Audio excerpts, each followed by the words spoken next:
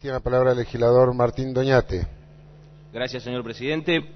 Nuestro bloque del Frente para la Victoria ha considerado oportuno y necesario brindar un homenaje a la emblemática empresa Yacimientos Petrolíferos Fiscales. Si bien hay un proyecto de declaración y comunicación que hoy va a tratar este Parlamento, vamos a hacer alguna expresión relacionada con esta, como decía, emblemática empresa nacional, que en definitiva me parece el discurso al que debemos hacer referencia hoy no es ya a YPF, sino, y en un concepto más amplio, al derecho de autodeterminación de los pueblos. Karel Basak, primer director de Derechos Humanos de la UNESCO y recopilador tanto de las dimensiones internacionales de los derechos humanos como de los fundamentos filosóficos de esos derechos, definió el derecho de autodeterminación de los pueblos como equivalente al derecho a la vida para los individuos. Si vamos a existir como pueblos, si vamos a tener vida como tales, es menester ejercitar los derechos de la liberación y la autodeterminación. Y tengamos la firme convicción que no hay ningún derecho superior al de la existencia como individuos y como pueblo.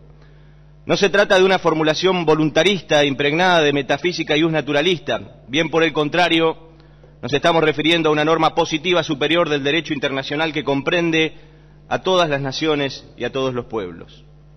Toda interpretación, toda exégesis de normas y de obrares conforme a derecho tendrá su vértice final de validación en la correspondencia con la señalada normativa superior del orden jurídico internacional. Me estoy refiriendo específicamente al pilar fundante del derecho de los pueblos, que la Argentina supo consagrar como derecho positivo constitucional a partir de la reforma de 1994. Paso a leer, señor presidente, dicha formulación normativa. Artículo 1 del Pacto Internacional de Derechos Económicos, Sociales y Culturales, incorporado al artículo 75, inciso 22 de la Constitución Nacional. Todos los pueblos tienen el derecho de libre determinación. En virtud de este derecho establecen libremente su condición política y proveen asimismo a su desarrollo económico, social y cultural. Para el logro de sus fines, todos los pueblos pueden disponer libremente de sus riquezas y recursos naturales. Esta lectura no es casual ni arbitraria, es la norma superior del orden jurídico internacional en todo cuanto concierne a los derechos económicos, sociales y culturales de los individuos y de los pueblos. Esta concienzuda y férrea invocación del derecho a la libre determinación es programa de gobierno en la ejecución de políticas públicas conducida por nuestra presidenta Cristina Fernández de Kirchner, a punto tal que en el discurso inaugural ante la Asamblea Legislativa fijó dicho parámetro con claridad meridiana y no con pretensiones retóricas, etéreas, sublimables, al amparo del olvido. Y la libre determinación nos conduce insoslayablemente con el concepto de soberanía. Allá lejos, Jean Bodin, en el 1576, describió con singular agudeza el término soberanía. La soberanía es el poder absoluto y perpetuo de una república. Y en tal sentido han de desplazarse progresivamente las directrices de un gobierno que asume la responsabilidad histórica de ejercitar el prístino derecho del pueblo de decidir la proyección futura de experiencia vital con absoluta libertad.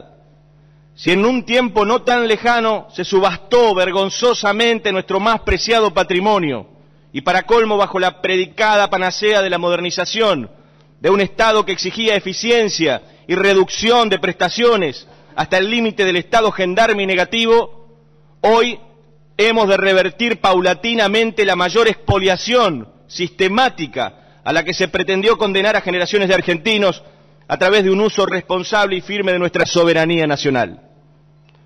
Los ejemplos, señor presidente, de recuperación soberana de la dignidad son numerosos y constituyen hitos legislativos que la historia bien apreciará cuando dedique sus páginas a la maravillosa epopeya que bajo la conducción de nuestra presidenta está atravesando el pueblo argentino.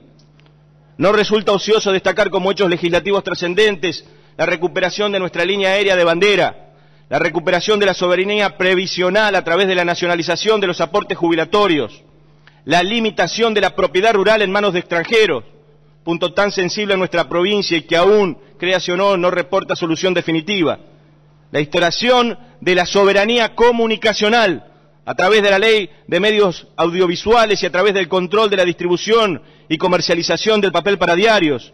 Y finalmente, y de esto se trata el homenaje aquí proferido, la recuperación de nuestra soberanía hidrocarburífera, merced la recuperación del control estatal de nuestra querida y emblemática empresa Yacimientos Petrolíferos Fiscales. Si el signo de los tiempos fue bajo la dictadura militar, la expoliación de las riquezas nacionales como proyecto de hegemonía y poder, a través del sepulcral instrumento de tortura y disciplinamiento criminal, y además sorprendentemente continuada durante la década de los 90, en lo que hace al despojo y saqueo económico, merced políticas de Estado entreguistas, hoy atravesamos un proceso de liberación sostenido, con pretensiones de permanencia y con objetivo transformador humanizante en favor de todos los habitantes del pueblo argentino, especialmente de los más desprotegidos. Si me permite, señor presidente, lo diré en términos epistemológicos, somos testigos de una revolución de paradigma político al estilo cuneano, de cuyas resultas se exhibe una superación histórica que nos devuelve la dignidad y nos perfila con capacidad para construir una nación grande, respetuosa de los derechos humanos y con horizontes de prosperidad y felicidad. Además, nuestra presidenta se enrola en la conciencia ética de una pedagogía continental latinoamericana que se propone al surgimiento de aquellos magnánimos idearios que inspiraron a nuestros héroes independentistas para la construcción de la gran patria americana. Nada de ello es posible sin asumir la responsabilidad, valentía y arrojo de ejercer el más sagrado derecho de los pueblos, su libre determinación soberana. La recuperación de YPF se inscribe en esa lógica soberana, en la praxis de la transformación, que ya no se advierte como utópica, sino como real. La política hidrocarburífera es sensible para todo el pueblo argentino en tanto comprometido su progreso y bienestar económico, pero especialmente nuestra provincia, con potencial extractivo de nuestros recursos naturales inalienablemente propios a tenor del artículo 124 de la Constitución Nacional. Por ello, nuestro homenaje a la empresa hoy renacionalizada que supo crear el presidente Irigoyen allá por el año 1922. La historia del petróleo en Argentina nos transporta al descubrimiento del primer yacimiento hidrocarburífero en Comodoro Rivadavia en un lejano 13 de diciembre del año 1907. Al término de la Primera Guerra Mundial se inició un periodo expansivo para la naciente industria petrolera argentina. Repuestas las relaciones comerciales y financieras internacionales, se logró un incremento de insumos que permitieron el crecimiento de la producción. La modernidad en todo su fulgor produjo una revolución que cambiaría las relaciones en el transporte, el automóvil, aumentando la demanda exponencialmente no solo de combustibles sino de derivados. El motor de combustión interna coadyuvó al incremento de tal demanda, dejando entrever una cada vez mayor sujeción al ya precioso mineral denominado oro negro. Empresas estadounidenses y europeas procuraron expandir el negocio, para lo cual se requería el hallazgo de reservas. Hipólito Yrigoyen anunció el plan de tierras y petróleo, procurando que el Estado argentino no sea mero espectador de la dinámica voraz por el principal y apetecible insumo de la modernidad. El 13 de junio del 22 se creó por decreto de la Dirección General de Yacimientos Petrolíferos Fiscales, quien luego sería la empresa más importante del país destinada a explotar y comercializar el petróleo, YPF. Su primer gran conductor, el coronel ingeniero Enrique Mosconi, ocupó su presidencia entre el 22 y el 30. Durante sus 8 años de gestión, Mosconi triplicó la producción de petróleo de 348.000 metros cúbicos en 1922 a 870.000 metros cúbicos en 1929. Más allá de la persecución obrera que emprendiera Mosconi, principalmente contra trabajadores provenientes de Europa debido a su radical sindicalización, lo cierto que contribuyó al crecimiento y planificación de la gran empresa estatal, a punto tal de proferir una frase con la cual se lo recuerda habitualmente: entregar nuestro petróleo es como entregar nuestra bandera. Su pelea con los trusts que le quisieron imponer compras de petróleo pagaderas al contado marcaría a fuego su impronta y el lanzamiento de la Compañía Nacional de mayor envergadura. YPF llegó a tener 50.000 empleados, convirtiéndola en la empresa más grande en materia de petróleo. Tanto el petróleo como la cuestión de lograr el autoabastecimiento se convirtieron en temas de campaña ya durante el año 1928. Resulta sumamente importante recordar que la reforma de la Constitución del año 49 de nuestro gobierno peronista fijó una clara política institucional en materia energética, esa constitución de neto corte social, que en su artículo 40 indicaba: la organización de la riqueza y su explotación tienen por fin el bienestar del pueblo dentro de un orden económico conforme a los principios de la justicia social. Esta política fue secuencialmente revertida y propongo un salto histórico y ubicarme en los años 90. Las leyes 23.969 de reforma del Estado, la 23.967 de emergencia pública, inician el marco de una apertura del mercado de hidrocarburos en la Argentina, permitiendo el ingreso de capitales privados y extranjeros. Las reglas de exploración del crudo, el Plan Argentina, permitirá al concesionario la explotación de los hidrocarburos y su libre disposición, retribuyendo solo a las provincias las regalías correspondientes. Un breve recorrido normativo da cuenta del decreto 1055 del 89, que determina la creación de un mercado libre de petróleo crudo, básicamente en las etapas de exploración y explotación. El decreto 1212 del 89, que fija reglas de comercialización y refinación, permitiendo la libre importación y aboliendo las asignaciones de crudo que realizaba la Secretaría de Energía. Podemos nombrar muchas de las medidas, como el decreto 2778 del 90, que transformó la forma jurídica de YPF, convirtiéndola de sociedad del Estado a una sociedad anónima. Y se aprobaron un importante plan de transformación empresaria y modificación de los estatutos de la sociedad. La ley 24.145 del 92 determinó la privatización de YPF y la federalización de los hidrocarburos.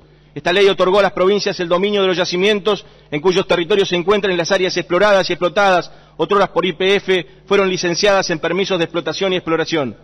Pero el dato más importante es el sometimiento a privatización de las acciones constitutivas de la sociedad, las que fueron adquiridas finalmente por Repsol.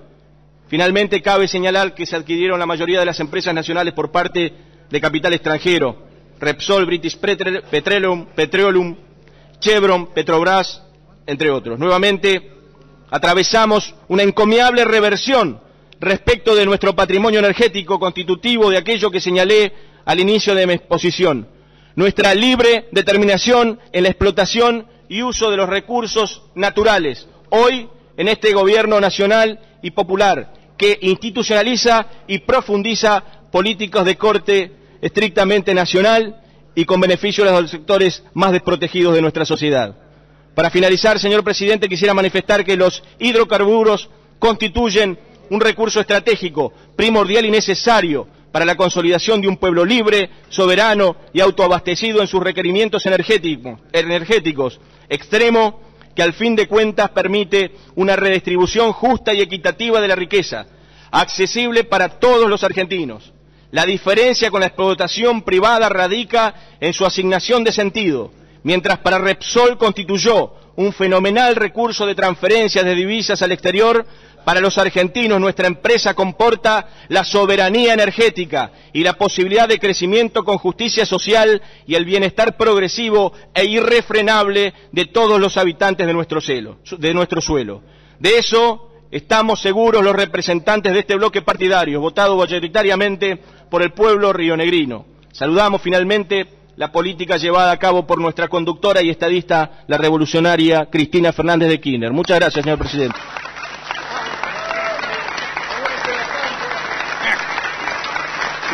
Muchas gracias. Bien, muchas gracias, legislador Claudio Doñate. A continuación, 30 minutos para formular y